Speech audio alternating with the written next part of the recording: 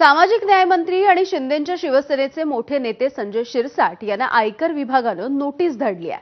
2019 आणि 2024 या निवडणुकांच्या वेळेला शपथपत्रामध्ये जाहीर केलेल्या संपत्तीमध्ये मोठी तफावत असल्यामुळे आयकर विभागाने स्पष्टीकरणही मागितलंय। दरम्यान आपण या नोटिशीला उत्तर देणार असल्याचं शिरसाट यांनी सांगितलंय। आयकर विभागाची नोटीस मिळाली आहे हे संजय शिरसाट यांनी एका कार्यक्रमामध्ये अत्यंत मिश्किलपणे सांगितलं।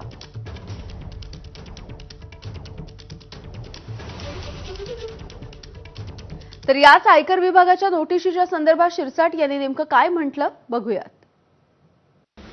आता याच्या पुढे ब्लॅकचे पैसे चालणारच नाही। मी या दोघंच नाही बोललो, परवाच मला नोटीस आलेली।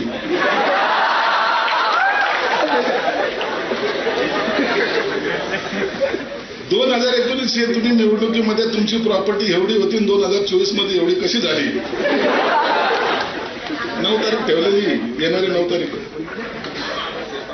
आता आलं की नाही, आता पैसे कमवणं सोपं आहे, पण ते वापरायचे कसे याचा अवघड झालेलं आहे। मला वाटतं त्यांचं काम ते करतायत आणि जे इतर लोकांना वाटतं की राजकीय पुढाऱ्यांवर काही कारवाई होत नाही किंवा काही नाही, असं नाही आहे। त्यांनी त्यांचं काम केलेलं आहे आणि त्यांच्या नोटिसीचं उत्तर मी देणार। आणि यानंतर बुलेटिनमध्ये अगदी छोटासा ब्रेक घेऊन लगेच परत येतोय। बघत रहा एबीपी।